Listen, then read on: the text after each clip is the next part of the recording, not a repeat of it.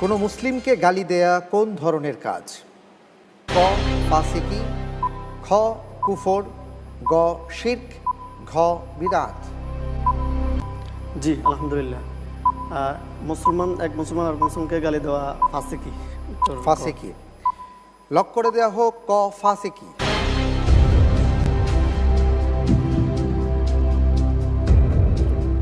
রাসূল সাল্লাল্লাহু আলাইহি ওয়াসাল্লাম মুসলিমের পরিচয় দিতে গিয়ে বলেছেন, আল মুসলিমু মান সালিমা আল মুসলিমুনা বিল লিসানিহি ওয়া ইয়াদিহি।